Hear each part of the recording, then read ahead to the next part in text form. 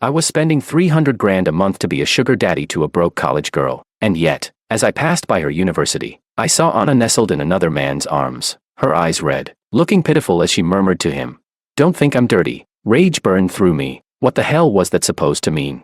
A mutually beneficial arrangement, and she acted like I had tainted her.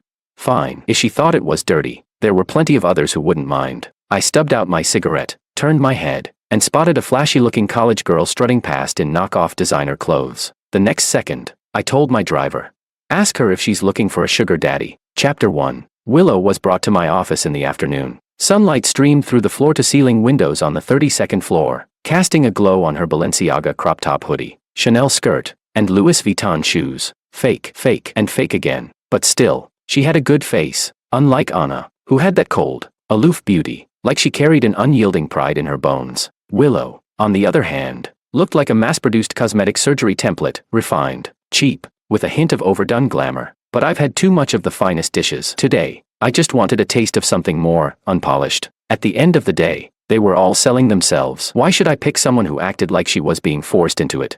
The moment she opened her mouth, I knew I had made the right choice. "I heard, you want to be my sugar daddy?" she asked. "Are we just skipping the formalities? Now that's efficiency." But I wasn't into that game. I could already see how this would play out. Tonight, she'd get me to sponsor her debut. Tomorrow, she'd want me to hook her up with industry connections. By the day after, she'd be exposed for having a sponsor and would come begging me to cover up the scandal. The script was just right. Ignoring her, I flipped through the file that Secretary Lee had handed me. Willow, born and raised in a small town, not exactly poor, certainly better off than Anna, whose father was an alcoholic and whose mother gambled away everything. Academically, she was average, worse than Anna, but physically, she was taller, more striking. I glanced up at her. She responded with an exaggeratedly seductive smile. "Pretty, yes, but a little too seasoned." I curled my lips in mild disdain. "How many have you been with?" I asked. Willow's expression remained perfectly composed. No hint of shame or offense. "Just you," she said. "Bullshit. Secretary Lee will take you to the hospital for a full checkup,"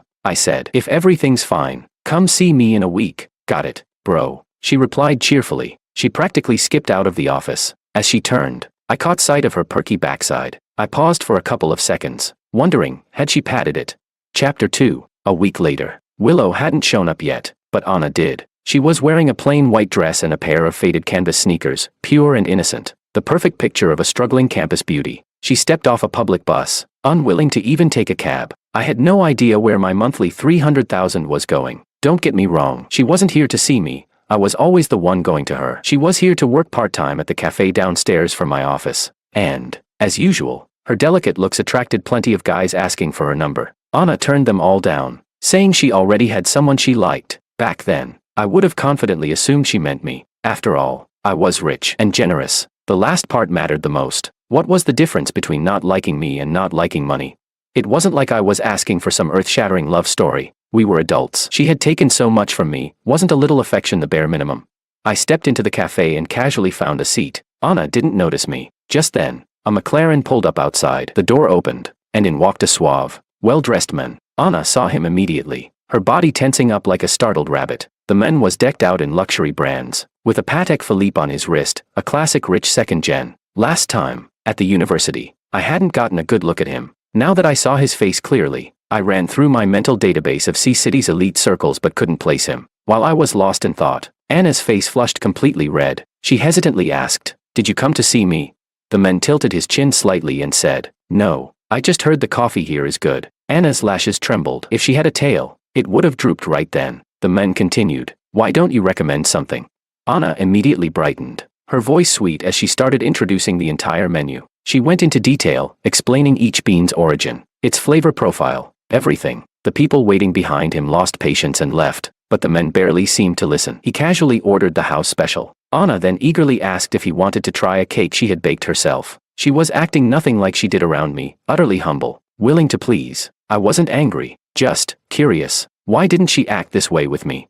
I was the one paying her. A moment later, it hit me, and I chuckled. She probably thought that her youth, along with the apartment and countless gifts I'd given her, was a fair trade. I had seen plenty of college girls and actresses with sponsors, even professionals. Just a few days ago, my uncle nearly got a girl pregnant and had to pay $3 million to settle things. A sponsor as generous and not repulsive as me. Hard to find. But a mutually consensual matter doesn't mean you didn't take advantage. I had spoiled Anna, so I hadn't cared about the money, but she had taken it and still stood me up multiple times. One time, it was tutoring. Another time, it was a student council meeting. Then she had a lab project. I never got mad. I even had my housekeeper make soup and send it to her. Once, my father saw me doing that and assumed I was in love, warning me, "Don't get too deep." The way I indulged Anna made everyone believe I had serious feelings for her. Funny, for a time, even I had thought so. Before I kicked my brother overseas and secured my managerial position, I had never been in a relationship. Not that I ever intended to.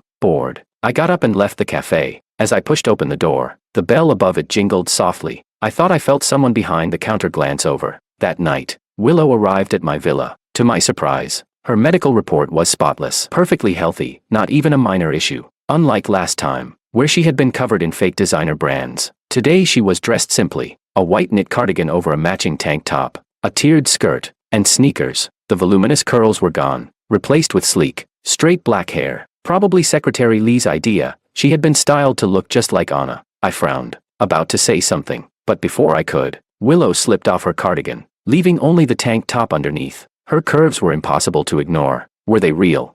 She giggled. "Brother, do you not like how I dressed today?" "I don't like it either." She laughed again and strolled over, boldly grabbing my hand and pressing it against her softness. My whole body tensed up, instinctively yanking my hand back. For a moment, I almost felt like I was the one being taken advantage of. She playfully tied her hair into a ponytail. I exhaled, finally relaxing. And then, "Brother, I'm hungry. Will you cook some noodles for me?" I nearly choked on air. She glanced toward the kitchen, where the housekeeper had just taken out the trash. "Looks like lunch is over." I hesitated. "There's still some noodles in the kitchen. I can ask the housekeeper to." Before I could finish, she chirped, "Thank you." She even justified herself, saying, "I need to be full so I can serve you properly later." I was speechless. Then she cooked herself a massive bowl of noodles and scarfed it down in record time. I recalled her background. She wasn't poor enough to be starving, was she? "There's steak in the fridge," I offered. Willow shook her head. "No need. You don't get paid before doing the job, right?" I understood her meaning. For once, I actually felt satisfied with my decision. This was the kind of girl I should have gone for from the start, one who was committed to the role. 30 minutes later, I regretted everything. Her perfume lingered in the air. That initial sense of unfamiliarity had long since burned away. Willow didn't forget to add value either. "Brother, you're amazing. Brother, you're incredible. Brother, I'm gonna ascend. Brother, don't stop. You're too good at this." I felt cheap, like I had picked up some streetwise girl from the nightlife scene. The next morning, I barely managed to croak, "Should we stop here for now?" She pouted. "Why? Brother, are you not satisfied with my service?" I shook my head. "That's not it." Her eyes lit up. "Oh, you're feeling exhausted? No problem. I brought supplements. I guarantee you'll have a great time." For the love of, who was actually having a great time here? Finally, at 2 p.m., I dragged myself out of bed, holding my waist. I had an important meeting. No way around it. I had to crawl to the office if needed. As I got dressed, Willow casually asked, "Brother, can you help me get into the entertainment industry?" Chapter 3. My fingers paused on the buttons of my shirt, then I rolled my eyes. "You've been here once, and you're already asking for favors." Willow pouted. "Then let's do it many more times. Come on." I was speechless. "That's not what I meant." Rejected. Her doll-like face immediately deflated. Scrunching her nose, she accused, "But you're the one who said you were tired." Her logic was truly something else. If I hadn't met her at the university, I'd wonder if she had ever been educated at all. Wait, just because I met her there didn't mean she was actually studying there. I casually asked, "Are you a student at C University?" Willow shook her head honestly. "Nope. Figures," I blurted out. "In a couple of years, I'll send you abroad to get a degree." She hesitated. "Brother, I don't want to study." Of course, she didn't. She just wanted to break into the entertainment industry. I waved her off before she could say more. "I have a meeting to attend." I got into the car where Secretary Lee was already waiting. Glancing back, I saw Willow leaning over the balcony, waving at me, black hair cascading over her shoulders, a face that was both innocent and seductive. Sunlight cast a golden glow over her, like a scene from a Roman myth. Even her outfit was carefully curated. A lot of effort. "Brother, come back early." "Okay." I sighed and rubbed my temples. No one could ever know I had sponsored someone like her. As I reviewed my documents, I said, "Secretary Lee, order a few exclusive spring Wong pieces for her." She wasn't meant to play the fragile, innocent type like Anna. And those fake designer brands she always wore. Embarrassing. Secretary Lee hesitated for a second, then agreed. After the meeting, after dealing with a room full of old men, I was exhausted. Slumping into my office chair, Work had never drained me like this before. Must have been the lack of sleep. The Wang family was like most wealthy clans. My parents had an arranged marriage, did their own thing, but maintained a cordial relationship. Otherwise, they wouldn't have had 3 kids, a useless eldest brother, a pathetic little brother. And then, there was me, the perfect one. My life had been pre-planned from birth. If I wanted more, I had to fight for it, and I did. But was this really what I wanted? Brother, I flinched, lost in thought. I hadn't noticed someone crawling out from under my desk. What are you doing? I asked blankly. Willow tucked a strand of hair behind her ear and tied it back into a ponytail. I stared at her, expressionless. For once, her flawless face turned a little red, shy, yet utterly shameless. I just learned this in the afternoon, she said. I heard CEOs and secretaries love playing like this. How motivated? Willow took my silence as consent. Outside, clouds drifted lazily through the sky. For a brief moment, I wondered, who was sponsoring who here? Ah, whatever. She really wanted to make it in entertainment. 3 hours later, the phone rang. Secretary Lee's voice came through. Mr. Wang, Miss Su is here. Now that was unexpected. It was our usual weekly meeting time. Not unusual for Anna to come looking for me, but considering how often she flaked, and that it was already 11 p.m., it was surprising. I lit a cigarette and said, "Tell her I'm busy. She can leave." Secretary Lee hesitated. I already told her that. She insists on waiting until you're done. She's in the conference room next door. I frowned, about to respond, when Willow suddenly leaned over and took a drag from my cigarette, off my fingers. Then she immediately choked, coughing like she was about to pass out. I hung up the phone. Willow wheezed. Brother, you should stop smoking. For a second, I thought she was about to start acting like some delicate, caring girlfriend. Then, you should switch to cigars. It looks cooler. Ash crumbled onto the marble floor. I sighed. Go home. I have things to handle. She didn't ask questions, just patted her butt and left. Anna entered. Same plain white dress. I was getting tired of the look. She stood before me, voice laced with accusation. George, I got fired. She thought I was behind it. After all, I owned that cafe, where she had been working for a very generous $5,000 a month. I raised a brow, and Anna's face darkened. Still acting entitled, frustrated, she demanded, "Did someone at the shop tell you something? Makoto is just my senior. I was only doing my job as a barista. You can't just fire me over nothing. You rich people always act so high and mighty." I cut her off. "I'll have them rehire you." She froze. She hadn't expected me to agree so easily. She stammered, Then, that's fine." I chuckled. "Same salary as the other interns. $3,000 a month. Deal." Anna's eyes widened like I had just insulted her. She was silent for a few seconds before saying, "George, really? I already told you, I'm not in a relationship with Makoto." Annoyance flickered across her face. I studied her, suddenly finding her underwhelming. Her skin wasn't as smooth as Willow's. Her eyes weren't as bright. Her lips weren't as rosy. Her nose wasn't as defined. Her legs weren't as long. And her, well, let's just say, she wasn't as gifted. Not to mention, her skills were pretty mediocre. Not that Willow was that much better, but at least she was willing to learn. I smirked. Makoto. The name sounded foreign, almost Japanese. I muttered it once, and Anna immediately panicked. "You better not do anything to him," she shouted. I suddenly found the whole thing hilarious. Casually, I asked, "What do you think I'd do?"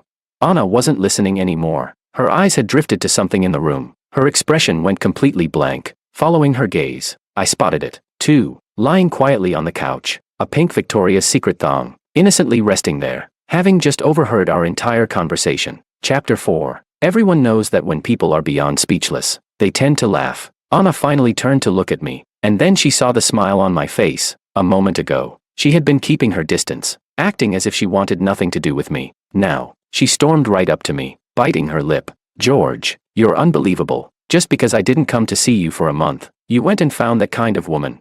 I wanted to say that Willow wasn't that kind of woman, but I couldn't, because she was. The fearless, poverty-stricken campus beauty. Anna suddenly got teary-eyed, choking back a sob. She said, "Do you have any idea how dirty women like that are?" Her voice was loud. She grabbed my arm in a panic, the first time she had ever lost her composure like this, as if she was genuinely afraid I'd caught something. A glass cup on the table crashed to the floor. There was a knock at the door. Secretary Lee's voice came through. "Mr. Wang, would you like me to come in?"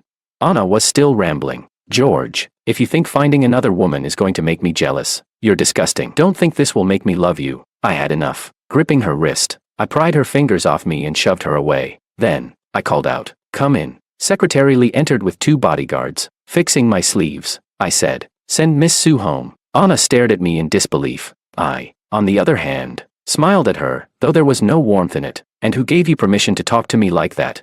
Maybe, as a sponsor, I'd been too lenient. She had completely forgotten what we were. Anna's face drained of color. She had never expected me to speak to her this way. Pressing her lips together, she muttered, "We're equals." I didn't even want to hear that nonsense. So equal. Huh. Then where's my 300 grand a month?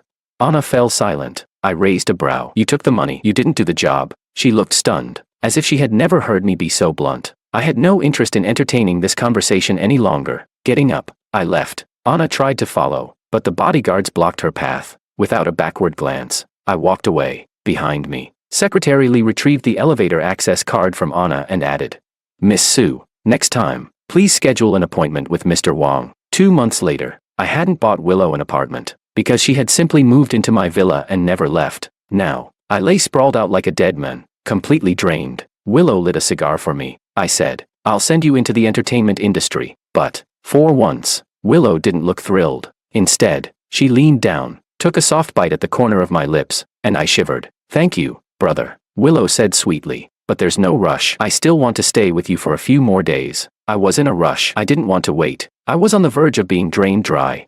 2 months ago, she had been eager to leave. That day, I handed her a card, 300 grand deposited into it every month, but Willow refused. Instead, she said, "Brother, I don't want your money. I want you to send me into acting." Well, damn. She actually understood the whole teach a man to fish concept. She really did get lucky, latching onto me. The entertainment industry was a deep, murky pool. Tech tycoons, real estate moguls, and nouveau riche weren't enough to dominate it. But the Wong family had long since planted their stake in it. We owned a major talent agency, one of the big three. At the time, I told her, "Depends on how you perform." Now, I regretted it. The cigar slipped from my fingers, landing on the carpet. As I bent to pick it up, the blanket covering me slid off, and in the next moment, an arm coiled around me. "Brother." Willow's eyes shimmered with a seductive glow as her legs wrapped around me again. I stopped her. She pouted, looking confused, forcing an awkward laugh. I tried to change the topic. "Don't you have anything else to do?" She had been stuck to me for 2 whole months. If she wasn't doing yoga, she was glued to her phone,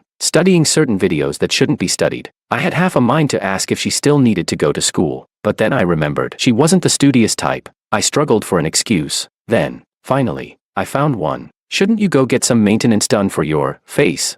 Willow rubbed her cheeks. "Brother, it's all real. You can feel it." Before I could react, she grabbed my hand and guided it to her nose, then to her lips, then to her neck, then to her. I yanked my hand away. Okay, I get it. It's all real." I understood now. She had tasted pleasure, and now she wasn't in a rush for the entertainment industry anymore. She was more interested in me. No way. Even Secretary Lee had started giving me strange looks. Her face practically had, "The Emperor has abandoned his duties," written all over it. I pinched Willow's cheek and said, "I'll take you to meet a few directors tonight." That night, I introduced Willow to a romance drama director. Director Zhao was polite. "Mr. Wong's sister, of course. I'll take good care of her." Then he asked, "Which year are you in?" Willow smiled sweetly. "2nd year of college." I did not expose her fake credentials. She auditioned on the spot. The role she was offered, the 3rd female lead. The audition scene. A girl who, after falling for the male lead, decides to lock him in a basement. She had to show both infatuation and a yandere obsession. Since the script wasn't finalized, she had to improvise her lines. I graciously stepped in as the stand-in for the male lead. I sat on the couch. Willow knelt at my feet. The director called out, "Action." In an instant, that obedient, sugary demeanor disappeared. Her soft, alluring eyes darkened into something possessive. She narrowed them slightly, running her fingers along my hand, rubbing it gently against her cheek. Our eyes locked. Her expression was full of hurt. She whispered, "Do you have to like that woman named Anna? Am I not enough?" I had no lines, just had to sit there like a block of wood. But Willow heard my imagined rejection loud and clear. She bit her lip, gaze filled with resentment. "Brother, she has such a bad temper. She always throws tantrums at you, but I only want to take care of you. George, haven't I served you better than her?" She stared straight into my eyes, jealousy burning in her gaze. Chapter 5. Director Zhao said Willow's acting was average, too over the top. She didn't feel like a yandere, more like a desperate mistress, but she was too pretty, so he let it slide. The night before she joined the crew, I locked her out. She knocked on the door and said, "Brother, I want to thank you. Thank you for giving me this opportunity to enter the entertainment industry." I replied, "If you really want to thank me, give me a quiet night." Willow pouted, "But I'm leaving tomorrow. I'll be filming for 3 months. You won't see me." She refused to leave. I pretended not to hear her. Finally, Silence. 3 hours later, I opened the door. Willow was curled up against it, hugging a pillow, nearly toppling over. She blinked awake, and before I could react, she darted past me into the room, straight onto my bed. She snuggled under the blanket and said, "Brother, I won't do anything. Just let me hold you and sleep." I was speechless. I thought I was about to be drained dry again, but for once, she was surprisingly well behaved. The next morning, the driver took Willow to the airport. Right before she left, she slipped out of her pink Victoria's Secret underwear. Just as I was about to tell her off, she threw it at my head, dazed. I glared at her. Willow leaned in and kissed me. "Brother, if you miss me, come visit. And if it gets urgent, use that." I didn't respond, just pulled the blanket over my head and went back to sleep. 1 month later, to my surprise, Willow sent me a gift. Not once had I gone to visit her. I had answered a few of her calls but was always too busy to talk for more than a minute. The gift was an orange cat plush. The stitching was awful, childish, cheap, and ugly. Still, it was the first time I had ever received a gift from someone I was involved with. Usually, I was the one giving them. Like with Anna, she always accepted them without hesitation, never gave anything in return. One Valentine's Day, I actually asked her about it. At a high-end restaurant, after gifting her $1 million necklace, I asked, "Do you have something for me?" Anna frowned. "Do you need me to give you something? You already have everything." Her tone wasn't great. Secretary Lee had told me her father had beaten her mother again. Her mother had come to campus begging for money. I understood her mood and let it slide. Now, the cat plush stared at me with beady eyes. Something about it felt familiar, but I couldn't quite place it. Looking at it made me feel a little guilty for not visiting. Just as I debated whether to go, Anna called me. Rare. Unlike Willow, who called 3 times a day, Anna rarely took the initiative. I answered but said nothing. She was silent for a long time, too. Realizing I wouldn't speak first, she finally said, "I accept your apology. Let's make up." I didn't get it. Then I glanced at the calendar and understood instantly. Today was Anna's birthday. Luxury brands must have started sending her gifts by now. All arranged by me, Anna said. "I really liked that restaurant last time. Let's have dinner there tonight." She hesitated, then added, "A few of my senior lab mates will be joining, too." I cut her off. "I forgot to tell Secretary Lee to cancel it." She paused. "What?" I said. "Consider those gifts as a breakup fee." Last time I saw Anna, I had been too distracted to make things clear. I wasn't interested in playing the makeup game. Our relationship wasn't even that enjoyable. Honestly, I had lost more than I gained, but I was a generous sponsor. I wouldn't take back what I had given. Lesson learned. Next time, I wouldn't be too generous, too much, and people start getting delusions. Anna struggled to accept my words. Angrily, she snapped. "George, are you jealous?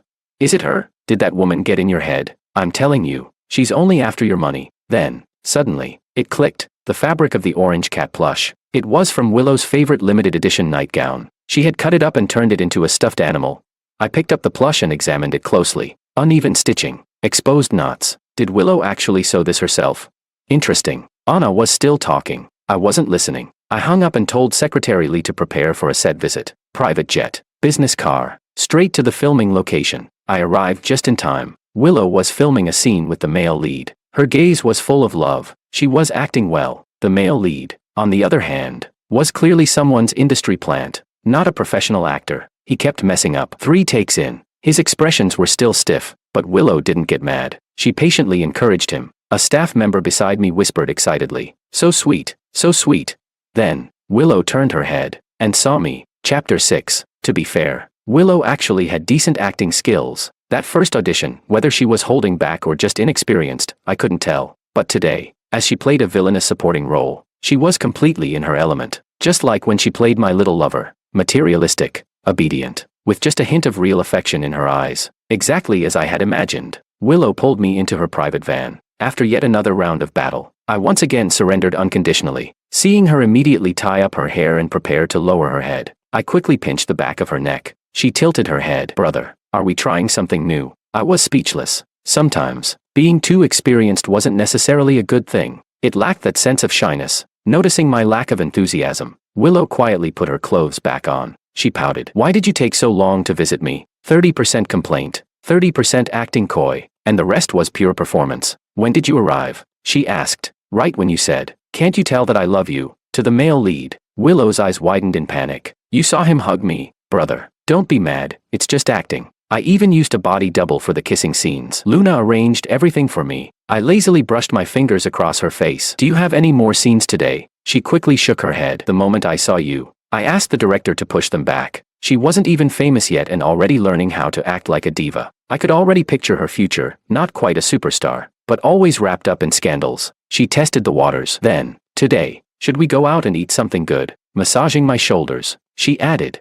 Brother, are you tired? How about a movie first? So we watched a movie. Secretary Lee booked the entire theater. We strolled along the streets. Bodyguards followed 100 meters behind. Played a round of golf. Finally returned to the hotel suite. I showered and brushed my teeth. Of course, even if I hadn't, she wouldn't dare complain. She was taking my money. After all, that was the best thing about a sponsorship arrangement. I could do whatever I wanted. I could take out my frustrations on her. I didn't have to care about her feelings. From behind, Willow wrapped her arms around me. Brother, I want. I closed my eyes. I don't. She clung to my arm, acting spoiled. Please, brother. It's been a month. I'm about to overflow. I was too exhausted to argue. Somewhere between my dazed thoughts, a realization hit me. Why did this feel like a relationship? That wouldn't do. I should buy her a wooden fish to knock on. Buddhism says one must seek inner peace. Willow's costume drama, 8 Lives, 8 Loves, premiered. The drama flopped. Willow blew up. Completely unexpected. She was suddenly swamped with publicity, variety show invitations, and online buzz. Fans praised her overly perfected features as part of the intense beauty trend. Despite her sultry face, she dressed modestly. Top buttons fastened all the way up. Skirts past the knees. Her team crafted an image, rich heiress bravely stepping into the entertainment industry. Somehow, not a single elementary school friend, middle school classmate, or old co-worker had come forward to expose her yet. I called Secretary Lee. Be ready to suppress any scandals for Willow if needed. After work, I ran into Anna. I looked her up and down. This wasn't a coincidence. Anna looked exhausted, but her gaze was softer than usual. She said, George, I don't know why, but these past few months, I keep thinking about you. Her cheeks flushed slightly. I knew exactly why. Recalling the reports, I remembered. Makoto was Anna's senior at university. When Secretary Lee first told me, I was puzzled. This wasn't ancient China. Why was there such a rigid hierarchy between students? I had studied abroad, so I wasn't familiar with the deeply ingrained academic cliques here. Anna's lab was notorious for overworking students. She was no exception, often turning to Makoto for help. Over time, they got close, but there had been no romantic entanglement. Until last Valentine's Day, Makoto suddenly became interested in her. Unlike me, he didn't throw money at her. Unlike my younger brother, David, he didn't shamelessly pursue her. Makoto had technique. Secretary Lee reported that he had even paid for some online course on dating strategies. I told Lee to sign David up for one too. That simp had never successfully courted a girl, he needed it. At the time, I didn't understand why Makoto had suddenly taken a liking to Anna, until I found out Anna had sold the Van Cleef Arpels necklace I had given her. Then I understood. She was investing in Makoto, with my money. I laughed out of sheer disbelief. But ever since we parted ways, Anna had stopped receiving luxury gifts from major brands. Her money from me had mostly gone to Makoto and clearing her family's debts. She had given away most of the designer clothes I bought her long ago. She had given everything away, to her roommates, her best friends, her classmates, her fellow lab mates. When she was with me, she had gotten used to receiving these things. She never cared for them, thought they were just materialistic vanity with no real value. I never cared how she handled the things I gave her, but learning about it now still left me speechless for a few seconds. Anna stood before me. Her skin was no longer smooth, her complexion duller, her brows unkempt. She carried a heavy scent, the scent of hard work, the scent of the working class. Why had I even been interested in Anna back then? I tried to recall. At the time, my eldest brother and I were locked in a brutal fight for power. My father sided with him. My mother remained neutral. Only David supported me. Not that his support meant much. I worked myself to the point of a stomach ulcer trying to secure projects. One night, I was crouched on the street, clutching my stomach, when I met Anna, carrying trays at a restaurant. She dropped everything and sent me to the hospital. As she helped me up, I caught the scent of preserved egg and pork congee on her. When Secretary Lee arrived, she handed Anna 8,000 yuan as a thank you. 2 years later, I became the general manager, the sole heir of the Wang family empire. One night, I suddenly craved congee. That's when I remembered Anna. The next day, I saw her teaching at the villa next door. David had been crashing at my place, sulking over another failed confession. When he noticed me looking at Anna for a beat too long, he nudged me. The cold CEO and the poor campus beauty. What a perfect story. But I had never dated before, and I didn't want to be like David, licking the ground for a woman with no dignity. So I chose another way, a common way among wealthy families. That's how I approached Anna. At first, to avoid hurting her pride, I disguised the money as a scholarship. Then, I arranged another tutoring job for her, 10,000 a month. teaching David calculus. When David ran off, that's when it became 30,000. Straight to her account. She looked extremely uncomfortable when she first accepted the card. I changed the subject at the right time. Now, the money that once made Anna feel dirty was gone. She wasn't used to it, so she thought of me. It was that simple. I smiled at her. You don't miss me. You miss my money. A flicker of humiliation crossed Anna's gaze. She snapped. George, why are you insulting me? Back then, you were the one who came to me. You were the one who wanted to be with me. I never asked you to do this. I raised a brow. So do you want me to apologize?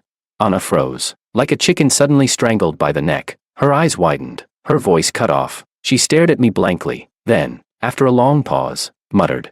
George, do you know?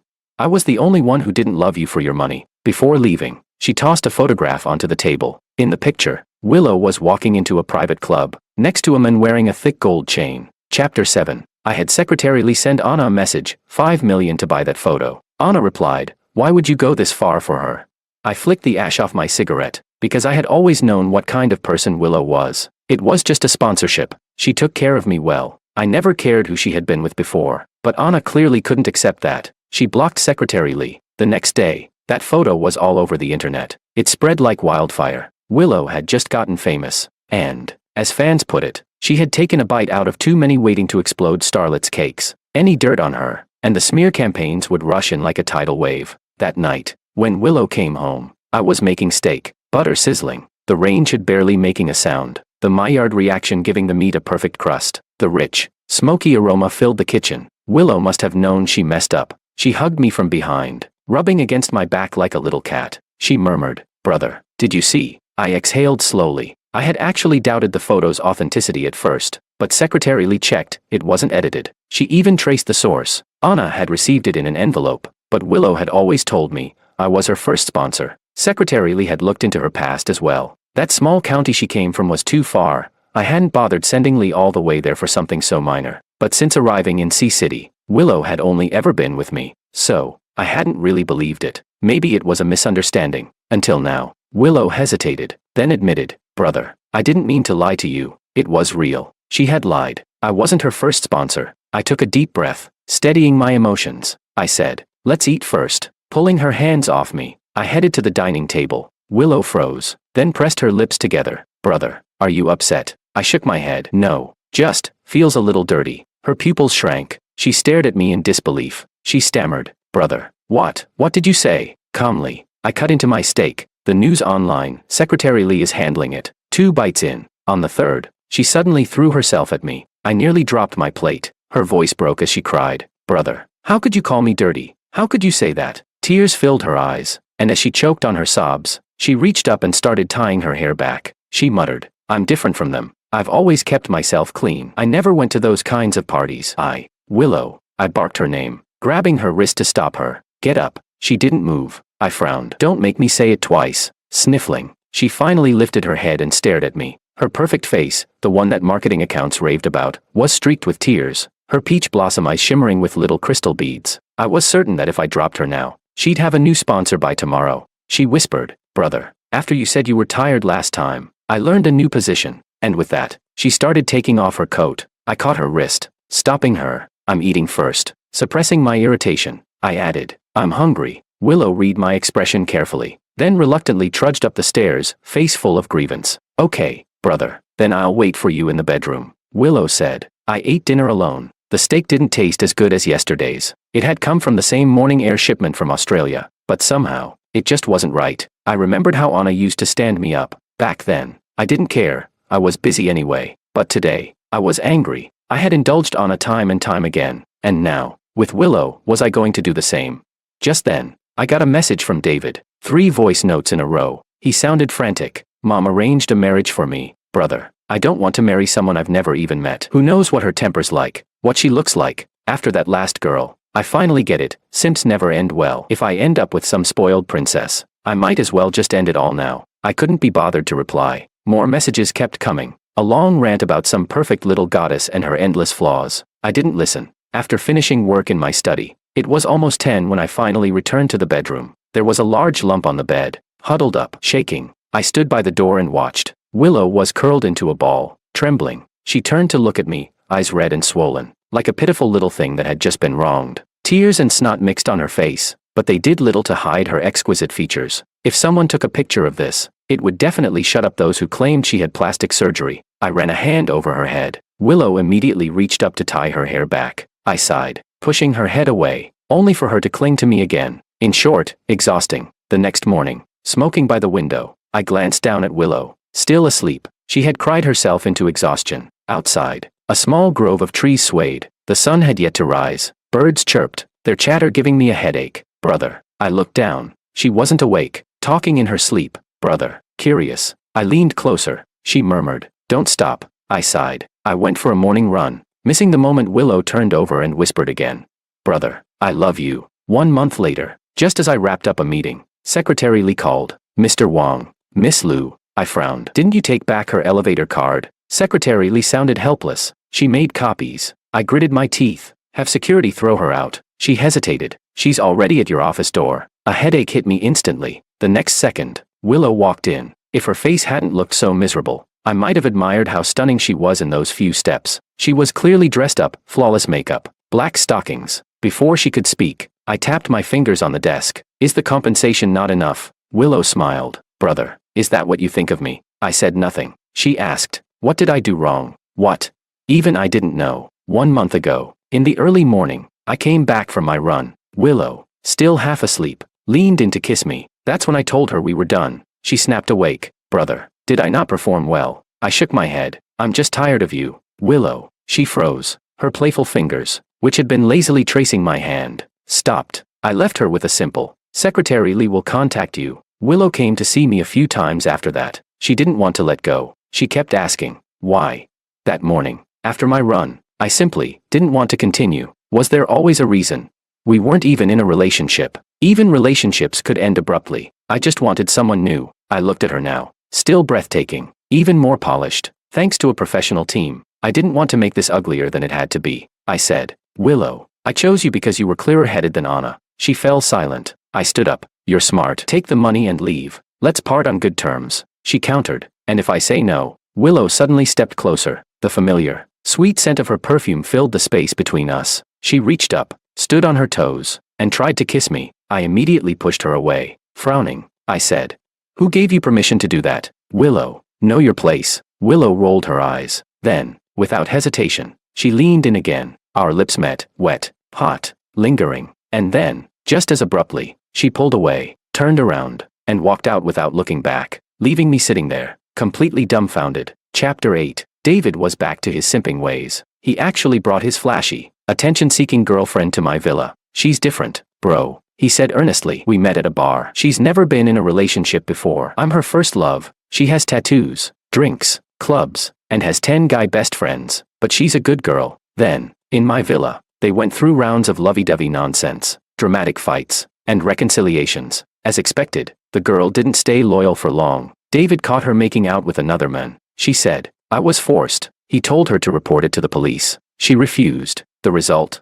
They got back together. I laughed. A few days later, they broke up again. David came to me in tears. "This time it's real." I didn't believe him. He insisted. "I swear it's real this time." I caught her booking a hotel room with another guy. I stayed silent. He continued, "Bro, I'm ready to go home and accept the arranged marriage." I set down my documents and raised a brow. "And what if your fiancé has had more partners than you can count?"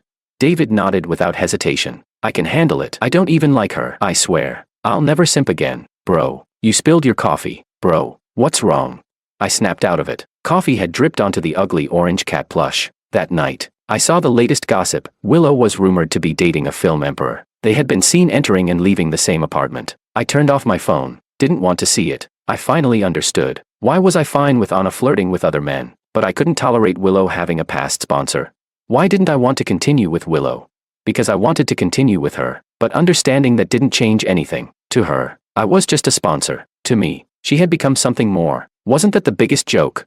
George Wong, catching feelings for a sugar baby. I had my pride. David left to call our mother. When he came back, he looked annoyed. "My fiancé sounds terrible," he complained. "Dropped out of college halfway to chase an acting career. The Liu family didn't support her, so she went and found a sponsor, and now I have to marry her."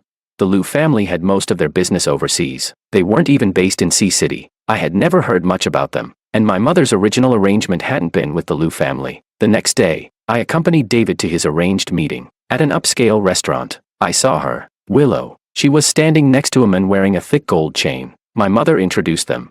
This is Mr. Liu and his sister, Willow. The smile on my face froze. David's eyes widened in excitement. Holy shit, bro. Isn't she that super famous actress right now? She looks exactly like I thought, totally not the good girl type. Wait, bro, where are you going? I turned and walked away. I need a smoke. When I returned, David and Willow were deep in conversation. My mother and Mr. Liu had already left. David grinned. Bro, Willow's actually really cool. Then, turning to her, he said, this is my brother. You should start calling him brother too. Willow smiled politely. Brother. A sharp pain pricked at my chest. That distant tone. I stood up. I need the restroom. In the mirror, I saw her reflection before she even spoke. Willow strolled in casually. She was dressed in a cream-colored knit cardigan, looking effortlessly elegant. The blue sapphire earrings on her ears glistened. She radiated wealth. Brother, she greeted, voice soft. It's been a while. I'm going to be your sister-in-law. Are you happy? I didn't answer. As I tried to walk past her, she grabbed my sleeve. Why won't you answer me?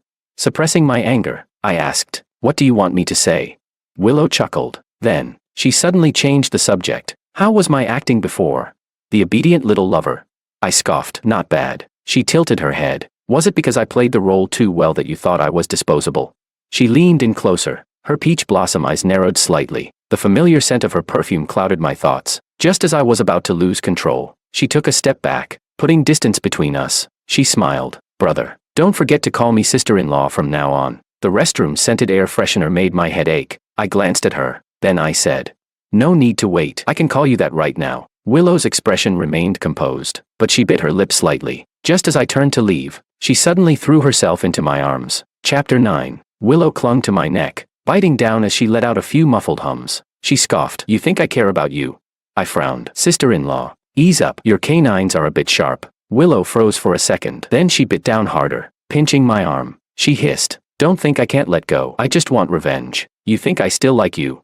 My phone slipped from my pocket. Right on cue, David sent me a voice message. Bro, I won't bother you and sis-in-law. I'm heading out. She asked me to find you, but she told me to keep it a secret, so don't tell her I told you. Willow's body stiffened against me. For a second, a flash of embarrassment crossed her face. Then my phone rang. It was the housekeeper. Sir, that handmade orange cat plush of yours, I put it in the washing machine. And something fell out. Willow lunged for my phone. Don't listen to her. The housekeeper continued. There was a pink letter inside. Looked like a love letter. Should I throw it away?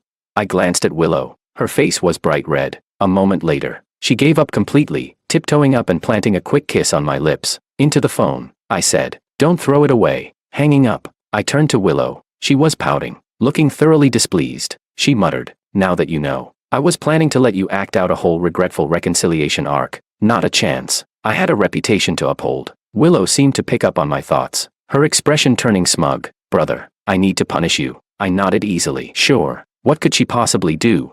Just wear me out for a day or two, at most. But then Willow smiled, her gaze full of meaning. Brother, I prepared 10 outfits and 10 pills. After that, I didn't see sunlight for a whole week.